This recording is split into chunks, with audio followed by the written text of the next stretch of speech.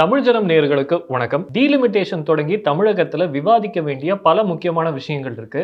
இது பத்தி இன்னைக்கு திரு டிடிஎஸ் ரவிச்சந்திரன் அவர்கள் கிட்ட கேட்போம். வணக்கம் சார். வணக்கம்.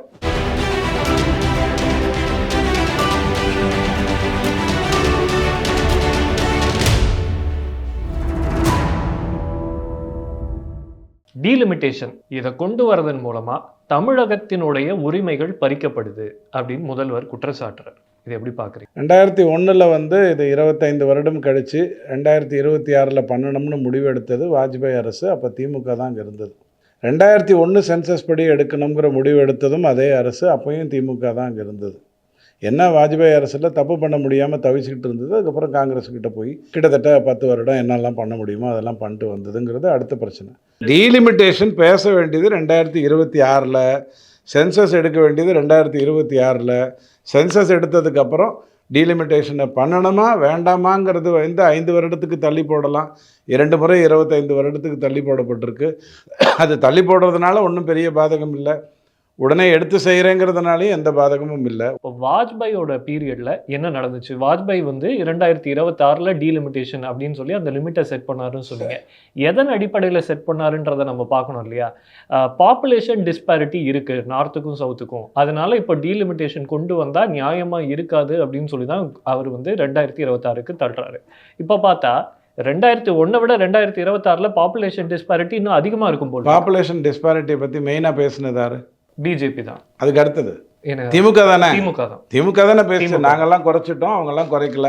அந்த காரணத்துக்காகத்தான் 2001 தள்ளி வச்சுருக்காங்க அப்படின்னு எடுத்துக்கிறதா இருந்ததுன்னா, உங்களுடைய கூற்றுப்படி வடகிழக்கு மேற்கு மாநிலங்கள்லாம் பாப்புலேஷனை கண்ட்ரோல் பண்ணணும். வடகிழக்கில் பாப்புலேஷன் கண்ட்ரோலில் தான் இருக்குது சார். வடக்கில் மட்டும்தான் அதிகமாக இருக்குது. ஸோ வடக்கில் பாப்புலேஷன் கண்ட்ரோல் பண்ணணும். அதானே வாஜ்பாயை 4 வருஷம் கழித்து அவர்கிட்ட ஒன்றும் தப்பு பண்ண முடியாதுன்னு தெரிஞ்சு அமுச்சு விட்டீங்க.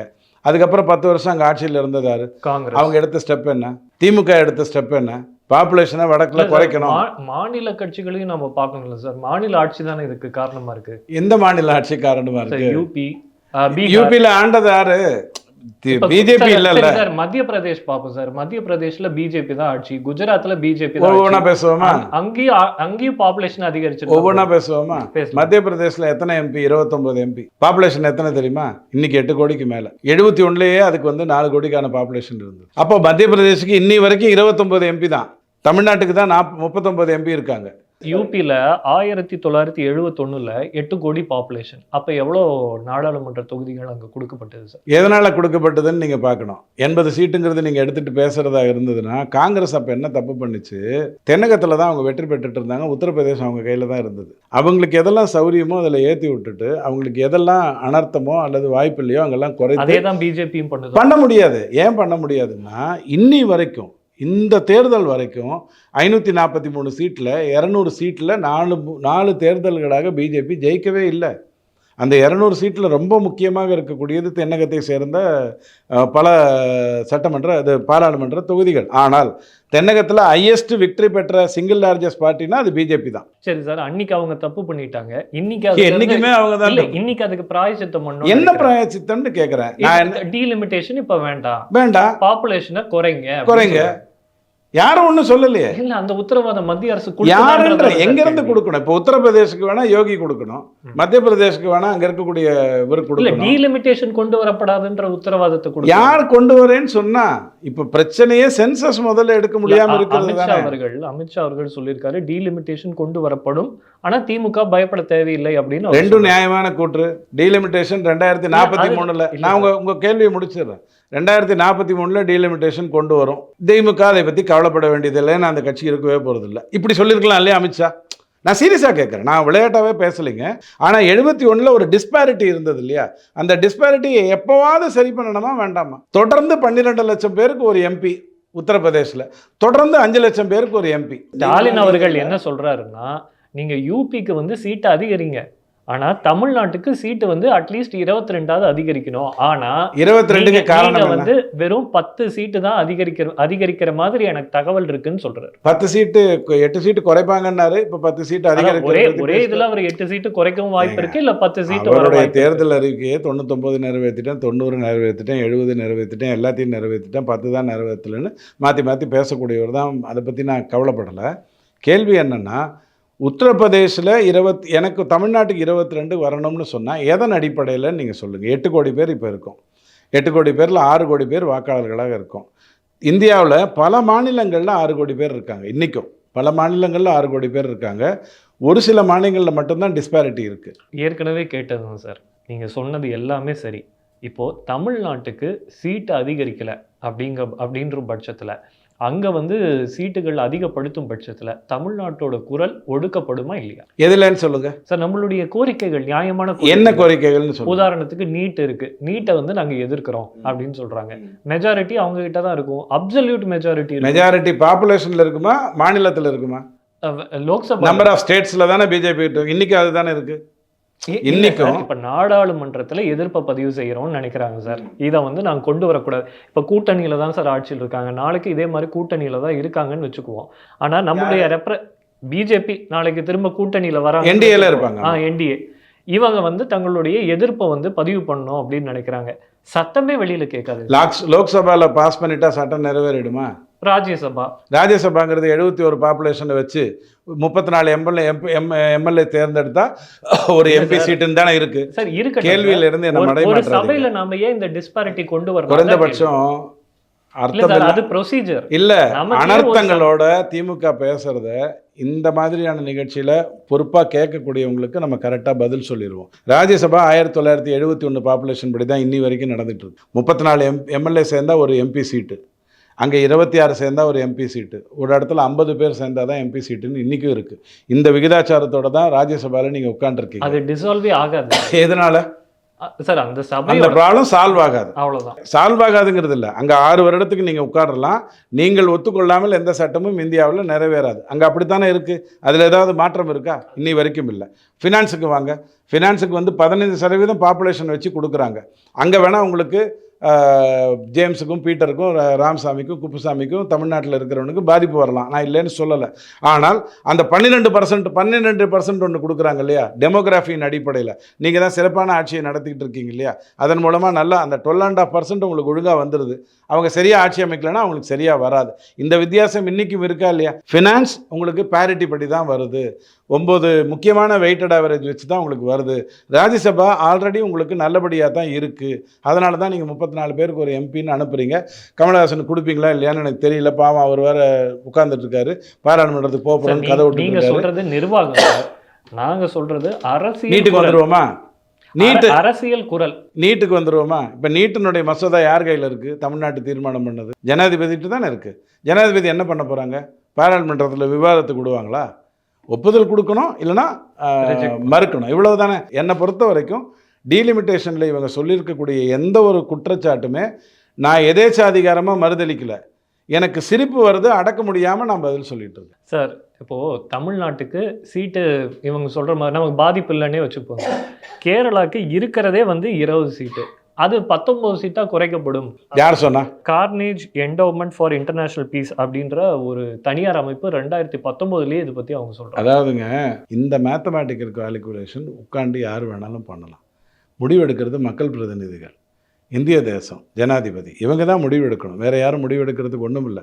பாராளுமன்றத்தில் இவங்களோட விவாதிக்காமல் எந்த ஒரு முடிவும் நடக்க போகிறதில்ல. ராஜ்யசபா ஏற்காமல் எந்த ஒரு முடிவும் நடக்க போகிறதில்ல. இவங்க பேசுகிறதெல்லாம் பாராளுமன்றத்தை பற்றி தான், ராஜ்யசபா பற்றி இவங்க பேசுகிறதே இல்லை. ஏன்னா அங்கே ஆல்ரெடி இவங்களுக்கு நல்லா இருக்குது, அதில் மாற்றம் வராதுன்னு இவங்களுக்கு நல்லா தெரியும். இன்றைக்கி பார்த்தா சிஎம் வந்து சொல்கிறாரு, கல்யாணம் ஆனோடனே குழந்தை பெற்றுக்கோங்க அப்படின்றது. இப்படி ஒவ்வொரு ஸ்டேட்டும் நார்த்துக்கு ஈக்குவலாக நாங்கள் வந்து பாப்புலேஷன் வரணும், எல்லாம் 20 கோடி 25 கோடின்னு பாப்புலேஷன் போயிடுச்சுன்னா நாடு எப்படி சார்? கூட்டு குடும்பத்தை சிதைத்த அயோக்கியத்தனத்தை பண்ணது வந்து தென்னகத்தில் இருக்கிறவங்க.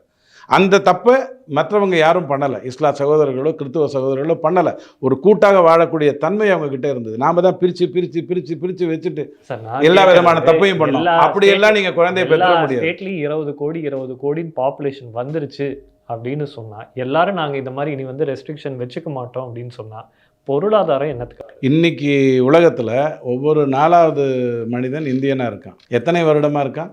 600 வருடங்களாகவோ 800 வருடங்களாகவோ 2000 வருடங்களாகவோ இருக்கான். அதில் எந்த குழப்பமும் இல்லை. இவங்களுக்கு என்ன பீதி தெரியுமா? இந்தியாவை கைப்பற்றணும், குறைந்தபட்சம் தமிழகத்தையாவது பிரிட்டிஷ் காலனியாக மாற்றணும், முடிஞ்சால் சென்னையையாவது பிரிட்டிஷ் காலனியாக மாற்றணும். இப்படி பெற்றுக்கிட்டே இருந்தால் எப்படியப்பா நாங்கள் மாற்றுறதுன்னு கவலைப்படுறது எல்லாமே மாற்றணும்னு நினைக்கிறவங்களுக்கு தான். வேற யாருக்கும் இல்லை. தமிழை காப்பாற்றணுன்றதுக்காக மும்மொழி கொள்கைக்கு எதிராக தமிழக அரசு போராடிட்டு இருக்கு. இவன் தமிழையும் வளர்க்கல, மண்ணாங்கட்டியும் வளர்க்கல. நல்லா புரிஞ்சுக்கோங்க. தமிழுங்கிறது முதல்ல இவங்க ஆரம்பத்தில் இருந்த பக்தி இலக்கணங்கள் எல்லாம் இவங்க புறந்தள்ளினதுக்கு காரணம் இருக்குது. ஏன்னா இவங்க போலி நாஸ்திகர்கள், இந்த நாடு நாசமாக போட்டோம்னு நினச்ச PS வீரப்பா மாதிரியான மனிதர்கள். அதனால் பக்தியை ஒதுக்கினாங்க. ஆனால் அதற்கு பிறகு அறநெறிகளையும் நன்னெறிகளையும் சொல்லிக் கொடுத்த எத்தனையோ விஷயங்களை புறந்தள்ளிட்டு இன்றைக்கி 10th ஸ்டாண்டர்டோட தமிழ் முடிஞ்சுதா? அதுக்கப்புறம் தமிழ் கிடையாது தானே. தமிழில் படிக்கலாம் ஒழிய தமிழை படிக்க முடியாது. அப்படித்தானே? இந்த 10th ஸ்டாண்டர்ட் இருக்கக்கூடிய மாணவன்கிட்ட போய் கேட்டு பாருங்க, தமிழ் அவனுக்கு என்ன தெரியும்னு கேட்டு பாருங்க. ஒரு மண்ணும் தெரியாது. இவங்க தமிழெல்லாம் ஒன்றும் வளர்க்கலை, நல்லா சொத்தை தான் வளர்த்துருக்காங்க. அதை தான் ஏப்ரல் 14 அண்ணாமலை ஐயா சொன்னார், 9 பேர்கிட்ட 1,30,000 கோடி இருக்குன்னு. ஸோ இவங்க பேசினாங்கன்னா தயவுசெய்து பொறுப்பாக பதில் சொல்லுங்கள். ஆனால் அதற்கு பின்னாடி இருக்கிற உட்கருத்தை புரிஞ்சுக்கோங்க. சரி சார், நீங்கள் பதில் சொல்லுங்கள். கனிமொழி அவர்கள் கேட்கிறார்கள், ஹிந்தி கற்றுக்கிறதுனால எனக்கு என்ன நன்மை? மும்மொழி கொள்கையில் ஹிந்திங்கிற வார்த்தையே இல்லை. முடிஞ்சால் தேடி கொடுங்கன்னு 1 கோடி ரூபாய்க்கு அறிவிச்சிருக்காங்க.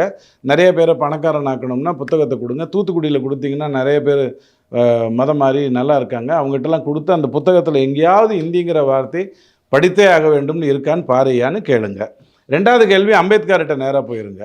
அவர் என்ன சொன்னார், தேசிய மொழியாக எது இருக்குங்கிறது சொன்னாருங்கிறத தயவுசெய்து சொல்லுங்கள். பீகார்லேருந்து இங்கே வேலை செய்ய வரவங்க படிக்காதவங்க, அவங்க தமிழ் பேசுகிறாங்க. ரொம்ப சந்தோஷம். அப்புறம் நாம் எதுக்கு இன்னொரு மொழி கூடுதலாக அரசு பள்ளி மாணவர்கள் கற்றுக்கணும்? ரொம்ப சந்தோஷம். அதே மாதிரி தமிழ்நாட்டிலேருந்து வெஸ்ட் பெங்கால் போகிறவங்க, உத்தரப்பிரதேஷ் பேசுகிறவங்க பங்களா பாஷையும் இதையும் ஹிந்தியும் பேசுகிறாங்கங்கிறது நீங்கள் தெரிஞ்சுக்கோங்க. அதுதான் எல்லாருக்கும் தெரியும். அதனால தான் எதுக்கு இந்த 3வது மொழி கேள்வியை திரும்பவும் நான் சொல்கிறேன். ஏழை மாணவன்னு நீங்கள் பேசிட்டு எனக்கு சொல்லுங்கள். 2.5 லட்சத்துக்கு வருமானத்துக்கு கம்மியாக இருந்தால் அவனை மட்டும் பேச சொல்லுங்கள்.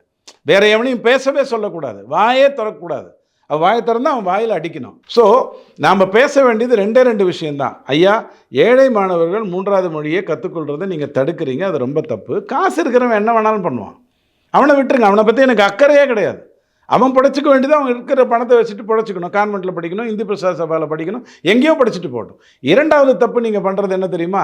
நீங்கள் ஆட்சி செய்துட்டு கொண்டிருக்கும் போது 2004லேருந்து 2014 வரைக்கும் காங்கிரஸோடு சேர்ந்து ஆட்சி செய்து நிறைய கேஷ் கவுண்டிங் மிஷின்லாம் வாங்கிட்டு எண்ணிட்டு இருந்தீங்களே, அந்த பீரியடில் தான் கப்பல் சிபில் ஒரு சிஸ்டம் கொண்டு வர்றாரு.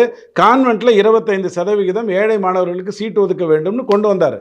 அதை நீங்கள் செயல்படுத்திருந்தீங்கன்னு வச்சுக்கோங்க, ஒவ்வொரு கான்வென்ட் ஸ்கூல்லையும் 25% மாணவர்கள் ஏழை மாணவர்களாக இருக்கணும் அப்படிங்கிறத நீங்கள் செயல்படுத்தியிருந்தீங்கன்னா இந்த ஏழை மாணவன் அதுலேயாவது போய் தப்பிச்சு பழைச்சிருப்பான். நாம் கேட்குறது, இந்த மும்மொழி கொள்கையினால் அந்த 3வது மொழி படிக்கிறதுனால மாணவர்களுக்கு என்ன லாபம்? 15% தமிழர்கள் வேறு மாநிலத்தை சார்ந்தவர்களாக இங்கே இருக்காங்க. கர்நாடகா, ஆந்திரா, தெலுங்கானா, கேரளா. இவங்க எந்த மொழியை தாய்மொழியில் படித்தாதானே நல்லது. அதில் ஏதாவது மாற்று கருத்து இருக்கா? அப்போ தாய்மொழி இவங்க என்னவா எடுத்து படிக்கணும்? தமிழ் தான். 15% மாணவர்கள் ஏற்பாடு பண்ணியிருக்கீங்களா? இல்லை. அப்போ மீதி 85%க்கு வந்துடுவோம். மீதி 85% இருக்கக்கூடியவங்க தமிழ்நாட்டிலேயே வேலைக்கு இருக்க போகிறாங்களா? நீங்கள் சொன்னீங்க இல்லையா, பீகார்லேருந்து இங்கே வந்து அவன் ஈஸியாக தமிழ் கற்றுக்கிட்டான், நம்மால் இங்கேருந்து அங்கே போய் அவன் கற்றுக்கிட்டது வர்த்தக மொழின்னு புரிஞ்சுக்கோங்க. என்னோட உறவினர்களே பெங்களூர்ல இருக்காங்க, பாம்பேல இருக்காங்க. பெங்களூர் போனவங்க கன்னடம் கற்றுக்கிறாங்க, பெங்களூரில் இருக்கவங்க கன்னடம் கற்றுக்கிட்டாங்க இல்லையா, பெங்களூரில் இருக்கவங்க கன்னடம் கற்றுக்கிட்டாங்க இல்லையா, டப்புன்னு ஒரு ஃபோன் பண்ணுங்கள். கூவம்புன்னா யாருன்னு தெரியுமான்னு கேளுங்க. ஒரு மொழி கற்றுக்கொள்வதுங்கிறது வர்த்தக மொழி இல்லை. நான் நல்லா இருக்கேன், நீ நல்லா இருக்கேங்கிறது இல்லை ஒரு மொழி கற்றுக்குவதன் நோக்கம். அந்த மொழியினுடைய பாரம்பரியம், அந்த மொழியினுடைய கலாச்சாரம், அந்த மொழியில் இருக்கக்கூடிய இந்த நாட்டுக்கு சார்ந்த விஷயங்கள் அது தெரியுமான்னு கேளுங்க.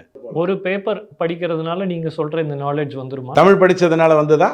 இல்லைன்னு நான் சொல்லிட்டேன். தாய்மொழியில் படிப்பதனால் வரும்னு நான் சொல்லிட்டேன். அதில் எந்த மாற்று கருத்தும் இல்லை. 3வது மொழியாக கற்றுக்கொள்ள வேண்டியது ஒரு ஏழை மாணவன்கிறத தயவு செஞ்சு புரிஞ்சுக்கோங்க. இல்லை சார், அதனால தான் என்ன பிரயோஜனம்ன்றது ஒன்றும் இல்லை. அந்த மொழியினுடைய தன்மை தெரிந்ததுன்னா, அந்த மொழியில் சொல்லப்பட்டிருக்கிற பல நல்ல விஷயங்கள் எடுத்து சொன்னீங்கன்னா, நான் ஒன்று கேட்கட்டுமா? வள்ளுவத்தை மொழிபெயர்த்திருக்காங்க, 4 பேர் மொழிபெயர்த்திருப்பாங்க. நீங்கள் அதில் பார்த்தீங்கன்னா தெரியும். பரிமேலழகர் சொன்னதுக்கும் கலைஞர் ஐயா சொன்னதுக்கும் சுஜாதா ஐயா சொன்னதுக்கும் வித்தியாசம் பாருங்கள். ஒரு விஷயத்தை அந்த மொழி ஆளுமை உள்ளவனால தான் எடுத்து சொல்ல முடியும். மொழிப்பற்று இல்லைன்னு சொன்னால் தேசப்பற்றே இருக்காது. பக்தி இல்லைன்னா மொழிப்பற்று மொழி இருக்காதுங்க. நல்லா புரிஞ்சுக்கோங்க. இவங்க ஏன் தடுக்கிறாங்கன்னு புரிஞ்சுக்கோங்க. மொழியை கற்றுக்கொண்டால் பக்தி வந்துடும். இவனுக்கு பக்தி வரக்கூடாது. அதுதான் இவனுடைய மெயின் நோக்கம். மொழி கற்றுக்கொண்டால் தேசத்தை பற்றிய சிந்தனை வந்துடும். தேசமும் இவனுக்கு இருக்கக்கூடாது, தேசமும் இருக்கக்கூடாது, மொழியும் இருக்கக்கூடாது, பக்தியும் இருக்கக்கூடாது. அதனால தான் இவன் தடுக்கிறான். சரி, இப்போது தமிழக அரசு நிதிநிலை அறிக்கையை சமர்ப்பிக்க போகிறாங்க. பார்த்தா தமிழ்நாட்டினுடைய கடன் 5 லட்சம் கோடியிலிருந்து 9 லட்சம் கோடியா உயர்ந்திருக்கலாம் அப்படின்னு அண்ணாமலை அவர்களே சொல்லிட்டார். நிதிநிலை அறிக்கை வரவே இல்லை, அதுக்குள்ள இப்படி ஒரு குற்றச்சாட்டை வைக்கிறாரு. இதை எப்படி பாக்குறீங்க? போன வாட்டி வந்தது பார்த்தாரு. இல்ல ஒரு தேவையில்லாத பரபரப்பை கிரியேட் பண்ற கிடையாது. நான் ஏன் ஒரு கவலைப்படுறேங்கிறத நீங்கள் புரிஞ்சுக்கோங்க. ஒரு உதாரணத்துக்காக நான் உங்களுக்கு வந்து 2025 பிப்ரவரி கலெக்ட் ஆகிருக்கிற ஜிஎஸ்டி சொல்கிறேன். நீங்கள் ஜஸ்ட் யோசிச்சு பாருங்கள். பிப்ரவரி 2021 6,000 கோடி உத்தரப்பிரதேசில். இன்றைக்கி 2025 அது 9,155 கோடியாக மாறி இருக்கு. அதாவது 1/3 அதிகமாக இருக்குது. ஓகேவா? தமிழ்நாட்டினுடைய பிப்ரவரி 2021 வந்து 7,500 கோடி. ஆனால் பிப்ரவரி 2025 10,694 கோடி. அதாவது ஒன்லி 1/4 தான் அதிகமாக இருக்குது. அது 1/3 அதிகமாக இருக்குது. அங்கே ஒழுங்காக கலெக்ட் பண்ணுறாங்க. இங்கே 1/4 தான் அதிகமாக இருக்குது. இங்கே இன்னும் ஒழுங்காக கலெக்ட் பண்ணாமல் இருக்காங்க. இதை தவிர கனிமணத்தில் ஒரு 60,000 கோடியும், சாராயத்தில் ஒரு 25,000 40,000 கோடியும், மணலில் 7,000 கோடியும் இந்த தேசம் ஆல்ரெடி இந்த தமிழ்நாடு கொடுக்காமல் இருக்குது. வரி கலெக்ட் பண்ணாமல் இருக்குது. ஸோ இதை சரி பண்ணுவதற்கு 2026 ஒரு கூட்டணி ஆட்சி வரும். அந்த கூட்டணி ஆட்சி இதை சரி பண்ணிடும். இல்லை சார், கூட்டணி ஆட்சி அமையணும் அப்படின்னு சொல்கிறீங்க. ஆனால் தமிழகத்தில் திமுகவுக்கு எதிரான ஒரு வலிமையான கூட்டணி இருக்கா? எடப்பாடி ஐயா வந்து கொஞ்சமாவது யோசிச்சு நான் எங்கே நிற்கிறேன் அப்படிங்கிறத தெரிஞ்சுக்கிட்டு, என்னுடைய வாக்கு 18% 2019 இருந்தது, 33% 2021 வந்தது, இப்போ 20% 2024 வந்திருக்கு. ஆனால் 13 தொகுதியில் பிஜேபி 2வது இடத்துக்கு வந்திருக்குங்கிற அந்த உண்மையை புரிந்து கொண்டு கூட்டணி ஆட்சிக்கு அதிமுக ஒத்துக்கிட்டால் மட்டும்தான் இந்த கூட்டணிங்கிறதே அமைய தொடங்கும். நான் ஏன் அதிமுக கூட்டணி அமையணும்னு சொல்கிறேன்னா, அதிமுக தாவேகா விசிகா ஒரு கூட்டணியாக அமைச்சிட்டாங்கன்னு சொன்னாலே திமுகவை பொறுத்த வரைக்கும் அது மிகப்பெரிய அடியாயிடும், பெரிய அடியாயிடும். பிஜேபி அப்போ எப்படி ஜெயிக்கும்னு கேட்பீங்க. அவங்க 2 பேரும் அந்த 60%க்குள்ளே சண்டை போட்டுட்டு இருப்பாங்க. அவங்களுடைய ஆதரவு வாக்கு, திமுகவுடைய ஆதரவு வாக்கு, அதாவது பெண்கள் வாக்கு விஜய் கிட்ட போகும். விஜய் எங்கே இருக்காரோ அங்கே போய் சேரும். 25 கீழே இருக்கக்கூடிய இளைஞர்களுடைய வாக்கு அங்கேருந்து இங்கே ஆதரவு வாக்குகள் அங்கே போய் சேரும். எதிர் வாக்குகள் பிஜேபி கிட்ட வரும். இந்த மாதிரி ஒரு கூட்டணி அமையும்னு நினைக்கிறீங்களா? அமையணும்னு நினைக்கிறேன். ஏன்னா எடப்பாடி தடுக்கிறாருன்னு சொல்கிறேன். இப்போ சினாரியோ பார்த்தா அப்படிதானே தெரியுது. இதை பாருங்க, எடப்பாடி ஐயா எதற்காக அதை பற்றி யோசிக்காமல் இருக்காருன்னு தெரியல. எங்கிட்ட 2 இலை இருக்குது. காலையில் ஒரு இலையில் சாப்பிட்டேன், நைட்டு ஒரு இலையில் சாப்பிட போகிறேன், இப்படியே டெய்லி நான் சாப்பிட்டுட்டே இருக்க போகிறேன்னு அவர் நினைத்தார்னா அவர் மிகப்பெரிய தவறை செய்கிறார். நல்லா புரிஞ்சுக்கோங்க. அவர் தமிழ்நாட்டுக்கு இப்போ தேவை வந்து கூட்டாட்சி அப்படிங்கிறத தான் அவர் முதல்ல முடிவு பண்ணணும். இத்தனை வருடங்களாக பண்ணிட்டோம்னா அது எம்ஜிஆர் பண்ணார், கருணாநிதி ஐயா பண்ணார், ஜெயலலிதா அம்மா பண்ணாங்க. அப்படிங்கிறத நம்ம முதல்ல புரிந்து கொள்ள வேண்டும். அவங்களாம் அறிவாளி, இவங்களுக்கெல்லாம் இல்லைன்னு நான் சத்தியமாக சொல்லவே மாட்டேன். எம்ஜிஆரை விட விஜயால் அதிக வாக்குகள் வாங்க முடியுங்கிற காலகட்டத்தை நீங்கள் பார்ப்பீங்க. அப்படி ஒரு சூழ்நிலை வந்தால், நான் அப்படி புறந்தள்ளலை. ஆனால் நீங்கள் ஒரு முடிவு எடுக்கிறதாக இருந்ததுன்னா கூட்டணி ஆட்சி, அதிகார பகிர்வுங்கிறதோட நீங்கள் முடிவு எடுத்திங்கன்னா தான் உங்களுக்கு கூட்டணியே அமையும். நீங்கள் மோத போவது 12,000 கோடிக்கு எதிராக, 23,400 கோடிக்கு எதிராக. அதை நீங்கள் தயவு செஞ்சு புரிஞ்சுக்கோங்க. 2 பேர்கிட்ட ஜாலியாக கொடுத்துட்டீங்க. முட்டாள்தனத்தை பண்ணி பண்ணி பண்ணி பண்ணி செப்டம்பர் 2023 ஒரு முட்டாள்தனத்தை பண்ணி கொடுத்துட்டீங்க. உடனே வந்து 2024 இவங்க கூட்டணி இருந்தால் ஜெயிச்சிருப்பாங்களான்னு கேட்டால் எனக்கு தெரியாது. ஆனால் ஜெயிப்பதற்கான அத்தனை வாய்ப்புகளும் இருந்தது. ஆனால் இப்போ தோக்கிறதுக்கான அத்தனை வாய்ப்புகள் தான் இருந்தது. அவ்வளோதான் எனக்கு தெரியும். அப்போது 2026 ஒரு கூட்டணி ஆட்சின்னு முடிவு பண்ணிட்டாருன்னா BJP with PMK or without PMK, but mostly with PMK தான் என்னை பொறுத்த வரைக்கும். அங்கே திமுக வித் பல்லக்கு தூக்கிகள், இங்கே அதிமுக தாவேகா விசிகான்னு ஒரு கூட்டணி அமைஞ்சதுன்னா சீமானை விட்டுருங்க. எப்படி வாக்கு போடாதவங்களை பற்றி நீங்கள் கவலைப்படுறது இல்லையோ அந்த மாதிரி 13,000 வாக்கு பற்றி நீங்கள் கவலைப்படாதீங்க. பட் சில இடங்களில் சீமான் ஐயாவுக்குன்னு ஒரு வாக்கு இருக்குது, அதை நீங்கள் பார்த்துக்கணும். அதுக்கு தான் இந்த வேலையெல்லாம் பண்ணிகிட்ருக்கீங்க. அவர் எப்படி அசிங்கப்படுத்த முடியுங்கிறதெல்லாம் பண்ணிகிட்ருக்கீங்க. அவர் டிவி கதை, தூர்தர்ஷன் கதையெல்லாம் தொடங்கினாருன்னா கதை கந்தலாயிடும், தெரியாமல் கை வச்சுக்கிட்டு இருக்கீங்க. அது ஒரு பக்கம் விட்டுருங்க. இப்படி ஒரு கூட்டணி அமைந்ததுன்னு சொன்னால் கண்டிப்பாக வாக்குகள் சிதறாது. ஆதரவு வாக்குகள் தான் விஜய்க்கு போகும், எதிர்வாக்குகள் தான் அண்ணாமலைக்கு போகும். எந்த விதத்திலையும் சிதறாது. இப்போது பேசும்போது சொன்னீங்க சீமானை வந்து இதுக்காக தான் டார்கெட் பண்ணுறாங்க அப்படின்னு. சீமான் மேலே என்ன விஷயம் வழக்கு இருக்குது அப்படின்றது நமக்கு தெரியும். சீமானே சொல்லிட்டாரு, நான் தான் இந்த கேஸை வந்து கோர்ட்டில் இது பண்ணேன் அப்படின்னு. பிறகு இப்போ நாம ஏன் அந்த பழியை திமுக மேலே போடணும்? திமுக தான் சீமானை டார்கெட் பாருங்க. ஒரு காவல்துறை போய் நோட்டீஸ் ஒட்டினதுங்கிறது யார் பண்ணா? காவல்துறை தான் பண்ணுது. யாரு காவல்துறைக்கு அமைச்சர்? ஸ்டாலின் ஐயா. ஸோ அதோட நான் நிறுத்திக்கிறேன். நீங்கள் அவமானப்படுத்துவது தான் முக்கியம். நீங்கள் சீமான் ஐயாவை நாளைக்கு தூக்கில் போடுறேன்னு சொல்லுங்கள். இல்லை, இவங்க நோட்டீஸை ஏன் கிழிக்கணுன்ற கேள்வி அப்போ பாருங்க. நோட்டீஸ் என்பது ஒட்டுப்பட்டதோடு முடிஞ்சு போச்சு. அதை கிழிச்சாலும் வச்சுட்டு இருந்தாலும் அந்த தேதிக்கு நான் வரணும். வரலைன்னா நான் வந்து கதை விட முடியாது. ஒரு உதாரணத்துக்காக சொல்கிறேன், தப்பாக எடுத்துக்காதீங்க. கோவிட் டைமில் கௌதமி நோட்டீஸை வந்து ராஜ்கமல் இது வீட்டில் ஒட்டிட்டாங்க. இவங்க 2 பேர் பிரிஞ்சிருக்காங்க. என்னாச்சு அதனால்? ஒன்றும் ஆகலை. யார் அங்கே போகணுமோ அவங்க போனாங்க, யார் போகலையோ போகலை. அவ்வளோதான் நடந்தே தவிர வேறு ஒன்றும் இல்லை. நோட்டீஸ் ஒட்டுறதுங்கிறது வந்து ஒரு ஒரு ஒரு செயல்பாடு. அதோடு நீங்கள் நிறுத்திக்கணும். நான் திரும்பவும் சொல்கிறேன், நாளைக்கு நீங்கள் சீமான் ஐயாவை தூக்கில் போட போகிறேன், ஏன்னா அவர் வந்து விஜயலட்சுமிக்கு துரோகம் பண்ணிட்டாருன்னு சொல்கிறீங்கன்னா வச்சுப்போம். நான் வேணான்னு சொல்ல. அந்த தூக்கு எப்படி நடக்கணும்? போட போகிறேன், ஏய் நாளைக்கு இல்லை நாளன்னைக்கு, ஏய் நாளன்னைக்கு இல்லை அப்படின்னு பண்ணிகிட்டு இருப்பீங்களா? தூக்கினா கொண்டு போனால் கருப்பு தொடியை போட்டால் தூக்கில் போட்டால் முடிஞ்சு போயிடணும். அவன் இவனுக்கு பண்ண மாதிரி அந்த பாராளுமன்றத்தில் வந்து தாக்குதல் பண்ணான், அஃப்சல் குருக்கு பண்ணான், அப்படி முடிஞ்சு போயிடணும். இல்லைனா பின்லாடனுக்கு பண்ண மாதிரி கடலில் தூக்கி போட்டேன், எங்கேயுமே தெரியாது, ஒரு சிதைவு கூட கிடைக்கலன்னு முடிஞ்சு போகணும். அப்படி வேணால் நீங்கள் பேசுகிறதா இருந்தால் ஆமாங்க, நீதிமன்றம் தான் இதை பேசியிருக்கு. ஆனால் அவர் ஒரு கருத்து இன்னொன்று சொல்கிறாரு, அதிமுக காலத்துலலாம் அவங்க பேசவே மாட்டேங்கிறாங்க, திமுக காலத்தில் மட்டும்தான் அவங்க பேசுகிறாங்கன்னு சொல்கிறாங்களா? அப்போ யார் அவங்கள பாதுகாக்கிறாங்க? அவங்க விஷயத்தை கனிமொழி அம்மா வந்து தேவையில்லாமல் எதுக்கு பேசுகிறாங்க? பெண்கள் எல்லாம் நான் தமிழர் கட்சியிலேருந்து வெளில வரணுங்கிறாங்களே. உங்களுக்காக குரல் கொடுத்தா அதை திமுகவோட சரின்னு சொல்லிடலாம். ஐயோ, செயற்குழு பொதுக்குழு இருக்கு இல்லையா நம்ம கட்சியில், அங்கே 2 பொண்டாட்டிக்காரங்கள் எத்தனை பேர் இருக்காங்கன்னு ஒரு கணக்கு போடுங்க. மூணாவதா அவங்க புகார் கொடுத்தா நம்ம எடுத்துக்கலாம். இங்கே புகார் வந்திருக்கு. இங்கே பாருங்கள், புகார் கொடுத்தால் அதை வந்து ஒரு அரசியல் தலைவருக்கு டீல் பண்ணுறதுக்கும் தனி மனிதனுக்கு டீல் பண்ணுறதுக்கும் நிறைய வித்தியாசம் இருக்குது. இதுதான்டா போலீஸ், ஹீரோ இல்லை நீங்கள் கழுத்தில் பிடிச்சிக்கிட்டு உங்களை இழுத்துட்டு போகிறதுக்கு. அப்போது இவர் இதை பேசுகிறார் அப்படின்ன உடனே நீங்கள் அவரை அவமானப்படுத்தணும்னு வர்றீங்கன்னா, எனக்கு சீமான் ஐயாவை பற்றி எந்த கவலையும் கிடையாது. அவர் சீமான் ஐயா உயரணும்னா, அவர் வாழ்க்கையில் அவர் நல்லது பண்ணணும்னு அவருக்கு ஏதாவது ஒரு எண்ணம் இருந்ததுன்னா, அவர் தன்னுடைய வேட்பாளர்களை ரிப்பீட் பண்ணணும். அதை பண்ண மாட்டேங்கிறார். சீமான் அவர்கள் பல காலமாக இதை சொல்லியிருக்காரு. இப்போ இல்லை, முன்னாடியே அவர் ஈவேராவை பற்றி அவருடைய கருத்துக்கள்லாம் சொல்லியிருக்காரு. ஏற்க மாட்டோம், இதை எப்படி ஏற்க முடியும் அப்படின்லாம் பேசியிருக்காரு. அப்போது இத்தனை வருஷங்களாக இல்லாமல் ஆட்சியை வந்து இன்னும் 1 வருஷத்தில் முடிய போகுது. இப்போ பழி வாங்கி அவங்க என்ன சாதிக்க? அவங்களுக்கு என்னன்னா திருப்திப்படுத்துறது தாங்க திமுகவுடைய பிரச்சனை. நீங்கள் அவர் ஆட்சியெல்லாம் போயிடும்லாம் நினைக்காதீங்க. தமிழ்நாட்டினுடைய சரித்திரம் வந்து 5 வருடம் ஒரு நாள் திமுக ஆட்சியில் இருந்ததில்லை, சட்டமன்றத்தை பொறுத்த வரைக்கும். அதில் எனக்கு நம்பிக்கை இருக்குது, ஆண்டவன் இருக்கான். அதை 2026 காப்பாற்றிடுவான். அதை ஒரு வாரம் விட்டுருங்க, எனக்கு அதை பற்றி கவலை கிடையாது. ஆனால் இவங்க அதுக்காக பண்ணுறதில்ல, திகாவை திருப்திப்படுத்தணும். எப்படி திருப்திப்படுத்துறது? ஏங்க, அவங்க நடிகை கஸ்தூரியை கொண்டு போய் அரெஸ்ட் பண்ணி வச்சாங்கல்ல, ஏதாவது காரணம் இருந்ததா? மன்னிப்பு கேட்டதுக்கு அப்புறம் நீங்கள் அது மாதிரி பண்ணீங்களா? பெரிய கருப்பனை எம்எல்ஏ ஆக்குனீங்கல்ல, நீங்கள் தானே ஆக்கினீங்க. ஏன் இப்போ மந்திரியாக இருக்காரான்னு தெரியல எனக்கு. அவர் பண்ணது நீங்கள் தானே பண்ணீங்க.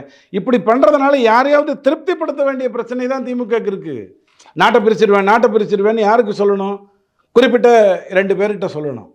இங்கே ஒரு 1000 பேர், இங்கே ஒரு 1000 பேர் சொல்லணும். அவன் போய் 10,000, 1 லட்சம், 42 லட்சம் வாக்கு வாங்கி கொண்டு வந்து கொடுத்துருவான். இவங்களுக்கு இந்த திருப்திப்படுத்துவதற்காக செய்கிற பிரச்சனை இது, வேறு எதுவுமே கிடையாது. பச்சையாக சொல்லட்டுமா, வேறு அர்த்தத்தில் புரிஞ்சுக்காதீங்க. 2வது வீடுன்னு ஒருத்தனுக்கு இருந்ததுன்னா 2 வீட்டிலையும் அவன் திருப்திப்படுத்தி ஆகணும். முடிஞ்சால் அக்னி நட்சத்திரம் படம் பார்த்து பாருங்கள். அவன் திருப்தி பண்ணுறதுக்கு அர்த்தமே இருக்காது. இங்கே போய் ஒன்று சொல்லணும், அங்கே போய் ஒன்று சொல்லணும். இதுதான் திமுகவுடைய பிரச்சனை. பிரிவினைவாதிகளை திருப்திப்படுத்த வேண்டிய அவசியம் திமுகவுக்கு இருக்குது. அதனால தான் சீமான் மேலே கை வைக்கிறாங்க. இல்லைனா சீமான் கிட்ட இருக்கிறவங்க யாராவது இதுக்காக வெறுத்து போனாங்களா? போகலையே, யாரும் போகலையே. ஈவே ராமசாமி ஐயா 4:30 மணிக்கு மேலே என்ன பண்ணிட்டு இருந்தாருங்கிறதெல்லாம் எத்தனையோ புத்தகங்கள் எழுதியிருக்கு. அதுக்காக அவர்கிட்ட ஏதாவது கவலைப்பட்டாங்களா? பல்லு இருக்குது, பக்கோடா சாப்பிட்டாருன்னு விட்டு போனாங்களா இல்லையா? ஸோ ஒரு விஷயத்தை ஒரு மெச்சூரிட்டியே கிடையாதுங்க திமுகவை பொறுத்த வரைக்கும். முட்டாள்தனமாக தான் எல்லா விஷயங்களையும் செய்யும். இல்லை, சீமான் கூட தான் சர்ச்சைக்குரிய கருத்துக்களை வந்து பேசுகிறார். எது சர்ச்சைக்குரிய? இந்த விஷயத்திலேயே பாதிக்கப்பட்ட பெண் குறித்து சர்ச்சைக்குரிய வகையில் அவர் பேச. அதுக்கு முன்னாடி கேஸ் இல்லையா? நீதிமன்றத்தில் யார் வேணாலும் எப்படி வேணாலும் பேசலாங்க. பொய் சாட்சி வைக்கலாம், கதை விடலாம், ஏமாற்றலாம். இதெல்லாம் திமுக எத்தனையோ வருஷங்களாக செய்திருக்கு. அவர் வந்து ஒரு பிரச்சனையை எடுத்துகிட்டு போய் போகிறார். இப்படி ஒரு, அதாவது இந்த நாட்டுக்காக ஏதோ ஒன்று செய்யணும்னு நினைக்கிறாரு. அவருக்கு வந்து ஒரு தொகுதியில் 13,000 வாக்குகள் இருக்குது. பாராளுமன்ற தொகுதினா 40,000 50,000 வாக்குகள் இருக்குது. அவர் இன்றைக்கி ஒரு அங்கீகரிக்கப்பட்ட கட்சியினுடைய தலைவர். அவசியம் அசிங்கப்படுத்துவீங்களா? அவ்வளோதான் நம்ம கேட்குறோம். இந்த பிரச்சனையை வேறு விதமாக தீர்க்க முடியாதா? அதிமுக தீர்க்கல? அதிமுக இருக்கும்போது அந்த அம்மா செத்து போயிடுச்சா? நல்லதானே இருந்தது. நான் யார் பண்ணதும் கரெக்டு தப்புன்னு சொல்லலைங்க. எனக்கு அது முக்கியமே இல்லை, அவசியம் இல்லாத ஒரு விஷயம். கமலஹாசன் தானே சொன்னார், என் வீட்டு ஜன்னலை திறந்து பார்ப்பதற்கு உங்களுக்கு உரிமை கிடையாதுன்னு. வேற ஒரு பிரச்சனைக்கு வரும்போது அவர் தானே சொன்னார். அவர் தானே உங்ககிட்ட இப்போ ரிமோட்டையும் மைக்கிங் டிவியும் கொடுத்துட்டு உட்காந்துருக்காரு. அவரை பேச சொல்லுங்கள். இது தனிப்பட்ட ஒரு மனுஷனுடைய விஷயம். சட்டமே சொல்லியிருக்குங்க. 2 பேர் சேர்ந்து ஏதோ ஒரு தப்பு பண்ணுறாங்கன்னா அதை பற்றி குற்றச்சாட்டு கிரிமினல் குற்றம் இல்லைன்னு சொல்லியிருக்குங்க. நீதிமன்றம் கூப்பிடுது, இவர் போகிறாரு, பேச போகிறாரு, வரப்போகிறார். ஒரு தலைவன் குடிகாரனாக இருந்தால் என்ன பண்ணுவீங்க? என்ன பண்ண முடியும்? 6 மணிக்கு மேலே அவர்கிட்ட போய் எதுவும் பேசக்கூடாது, கையெழுத்து வாங்கக்கூடாது. அவ்வளோதானே? அவ்வளோதானே. அதுக்கு மேலே வேறு ஒன்றும் கிடையாது. அதுக்காக அவன் தலைவனே இல்லையா? ஸோ இந்த மாதிரி விஷயங்கள் எல்லாம் நம்ம பேசுகிறத விட்டு தவிர்க்க ஆரம்பிக்கணுங்க. என்னை பொறுத்த வரைக்கும் நான் திரும்பவும் சொல்கிறேன், உங்களுக்கு ஞாபகம் இருக்கும், நீங்கள் சின்ன வயசில் VHS எடுத்து படம் பார்த்துருப்பீங்க, வீடியோ டெக்குன்னு எடுத்து பார்த்துருப்பீங்க. நீங்கள் ஒரு வேளை நீங்கள் வரும்போது பென்ட்ரைவ்லாம் வந்துருச்சுன்னா CD எல்லாம் எடுத்து பார்க்கும்போது இந்த கடைக்கு போவீங்க, என்ன படம் எடுக்கலாம், 4-5 பேர், அந்த படம் எடுக்கலாம், இந்த படம் எடுக்கலாம். படம் எடுக்கிறதுக்கே 1.5 மணி நேரம் ஆகும். எந்த படம் பார்க்கணும்னு தேர்ந்தெடுப்பதற்கே 1.5 மணி நேரம் ஆகும். அப்படித்தான் நீங்கள் அந்த விஷயத்தை வாழ்ந்திருப்பீங்க. அந்த மாதிரி ஓட்டு போடும்போது நாம் சிந்திக்க வேண்டியது, இவனுக்கு இந்த நாட்டை ஆளுவதற்கான தகுதி இருக்கா இல்லையா, அவ்வளவுதான் பார்க்கணும். தனி மனித குற்றங்களுக்குள்ளே போகவே கூடாது. அவன் ரவுடித்தனமாக நடந்துக்கிறானா, அண்ணா யூனிவர்சிட்டியில் வந்து உட்காந்துருக்கானா, அவனை காப்பாற்றுறதுக்கு ஒரு சார் இருக்கக்கூடாது. போலீஸ் வந்து தவறான தகவல்களை எழுதக்கூடாது. அவ்வளோதான் நம்ம பார்த்துக்கணும், வேறு எதையும் பேசக்கூடாது. ஒரு கட்சியினுடைய செயற்குழு, பொதுக்குழு 95% 2 பொண்டாட்டிக்காரன், 3வது வந்து வீட்டுக்கு போயிட்டு வந்துட்டு இருக்காங்கிற கட்சியில் நீங்கள் என்னத்தை பெரிய கற்பெல்லாம் பற்றி பேசிக்கிட்டு. நன்றி சார்.